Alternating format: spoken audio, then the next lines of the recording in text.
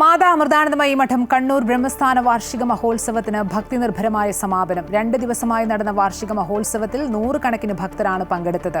വാർഷികോത്സവത്തിന്റെ ഭാഗമായി വിദ്യാർത്ഥികൾക്ക് പഠനോപകരണങ്ങളും സമ്മാനിച്ചു. പ്രത്യേക പൂജകളും പ്രാർത്ഥനകളും പഠനോപകരണ വിതരണവും പ്രസാദ വിതരണവുമെല്ലാം ഉൾപ്പെടുത്തിയായിരുന്നു 2 ദിവസത്തെ ബ്രഹ്മസ്ഥാന വാർഷിക മഹോത്സവം. പുലർച്ചെ 5 മണിക്ക് മഹാഗണപതി ഹോമത്തോടെ 2ാം ദിവസത്തെ ഉത്സവത്തിന് തുടക്കമായി. തുടർന്ന് ബ്രഹ്മചാരി രതീഷിന്റെ കാർമ്മികത്വത്തിൽ മഹാശിവശക്തി ഹോമം, മഹാസുദർശന ഹോമം, നവകം, പഞ്ചഗവ്യം, കലാഭിഷേകം തുടങ്ങിയ പൂജകൾ നടത്തി.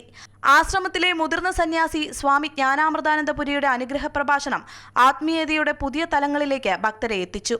ആധ്യാത്മികത ഉൾക്കൊണ്ടുകൊണ്ട് നമ്മളൊരു കാര്യം ചെയ്യുമ്പോൾ ആ വ്യക്തിക്ക് ബോധ്യമാണ് ഈ ചെയ്യുന്നത് എൻ്റെ കഴിവ് കൊണ്ടോ എൻ്റെ മിടുക്കുകൊണ്ടോ അല്ല, ഈശ്വരൻ്റെ കൃപ കൊണ്ടാണ് എനിക്കിത് ചെയ്യുവാൻ കഴിയുന്നത്.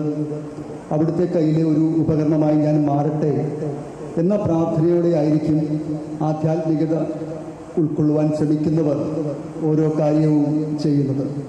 വാർഷിക മഹോത്സവത്തിന്റെ ഭാഗമായി വിദ്യാർത്ഥികൾക്ക് പഠനോപകരണങ്ങൾ സമ്മാനിച്ചു. തുടർന്ന് മഠാധിപതി സ്വാമി അമൃതകൃപാനന്ദപുരിയുടെ നേതൃത്വത്തിൽ ഭക്തിഗാനസ്തുതിയും പ്രസാദ വിതരണവും നടന്നു.